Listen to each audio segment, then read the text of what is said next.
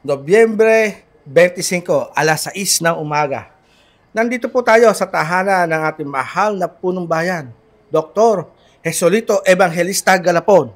Isang tanong para sa bayan. Good morning, Mayor! Good morning, Kajego. Mayor, yung ating po mga kababayan magsaka ay nakapagpupunla na po.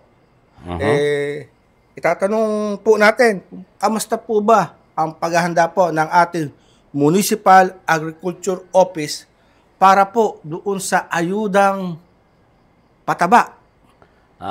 Diego, actually, ang ating Municipal Agricultural Office ay lagi nakahanda kasi sinabayan ko sila na kung maaari, agahan yung pagbibigay ng ayudang pataba. Kaya nga tuwawag ako sa region, tinawagan ko sila at pinag-usapan ko sila na kung maaari ay agahan ang pagbibigay ng vouchers. So actually, nagbigay na tayo last week, nakaka 50% na tayo. At tuloy-tuloy ka, Diego, yung generation ng vouchers. So ngayong Lunes, magpapamigay sila lahat ng vouchers, magpapamigay sila itong Lunes, tuloy-tuloy yan pagpapamigay.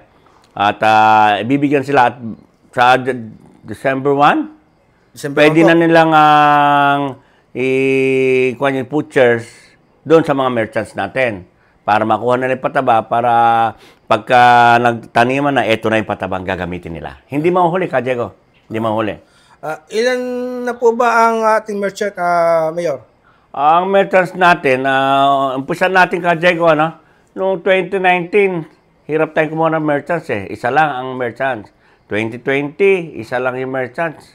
Yung co-op, Centro Co-op. Opo. 2020, 2021, 2022. Isa lang yung ating merchants, Diego. Oh.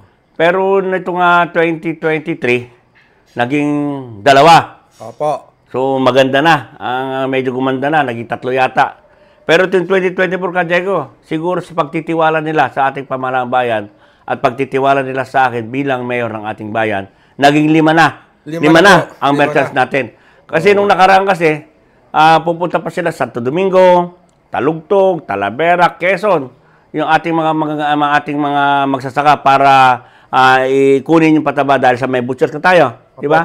Bibigyan natin sa merchant para makuha yung pataba. So ibig sabihin, pupunta pa sila sa Santo Domingo, mamasahe pa siya ng pagkalayo-layo, naging baliwala yung ayubad ng pataba ng ating gobyerno. Kaya ako'y natutuwa ngayon, Diego, itong 2024, 5 na ang merchants natin at dito na mismo sa Gimba nila kukunin yung kanilang mga pataba dahil sa butchers na bigay ng national government. 5 na, Diego.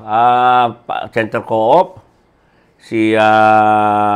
yung kay Kapitan ng Kabarwan, Jenny Romano. Opo. Tapos mayroon dyan si Garampil. Opo.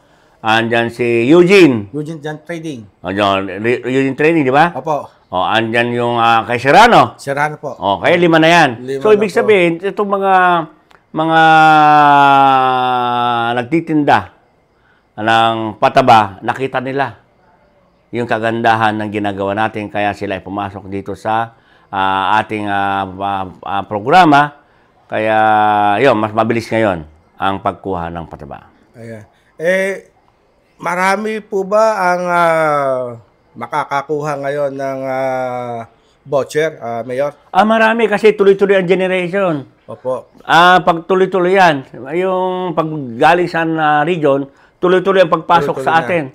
Sa ating mga vouchers. Kaya print na lang sila ng print ng mga vouchers. Bigay na lang ng bigay sa ating magsasaka para nang sa karoon, nakahanda ang ating magsasaka nitong taniman, nakahanda sila sa pagbibigay na sabog ba ng pataba, Diego? Opo. Pagsasabog ng pataba. Opo. So natutuwa ako, Diego, sa mga nangyayari sa mga panahon na to.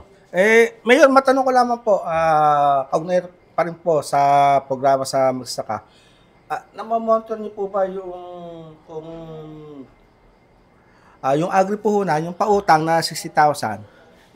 Yung iba meron na po mga card pero parang naghihintay pa rin na magkalaman. Oo nga nabalitaan ko nga yan, yung sa agri-puhunan ng ating pamalahang nasyonal, wala pa. Yung iba, ang alam ko meron na Yung iba, wala pa. So, ipa-follow up ko yan, Diego. Within this week, ipa-follow up ko yan sa region, sa nasyonal tungkol dito sa agri-puhunan na ibibigay natin sa ating mga magsasaka. Opo, para magamit talaga. Oo naman. Opo. Proyekto ng ating Presidente Bongbong Marcos yan eh. Opo. Hindi po pwedeng hindi bigyan ng pansin at pagtuunan ng pansin ang sektor ng agrikultura. Mensahe po ninyo sa ating mga kababayan, Mayor. Mga kababayan, andito na lang po si Mayor Doc Lito Galapon na laging nakantabay sa inyo at lalong-lalo na itong ating mga magsasaka. Mabilis po ngayon ang pagbibigay ng vouchers, tuloy-tuloy po generation ng vouchers galing sa region. Ito po print na lang ng print ang ating pamahalaan para ipabudmod sa ating mga magsasaka. At ang ating magsasaka naman, hindi na sila mahihirapan pumunta sa iba't ibang bayan para sa pagbuhan ng pataba dahil meron ka tayong vouchers na pinamigay ng ating pamahalaan. Ngayon, dito na po sa Gimba. 5 na po ang ating merchants na pwedeng pagkuhanan ng pataba. Kaya nga po, lubos ako nagagalak at natutuwa sa mga ginagawa natin sa araw-araw at lalong-lalo na dito sa ating mga magsasaka. Mga kababayan ko, lahat ng sektor ng ating lipunan ay bibigyan natin at pagtutuunan natin ng pansin para sa gaganda, kakaunlad ng ating buhay. Mga kababayan ko, laging tandaan, mahal na mahal kayo ni Mayor Doc Lito Galapon.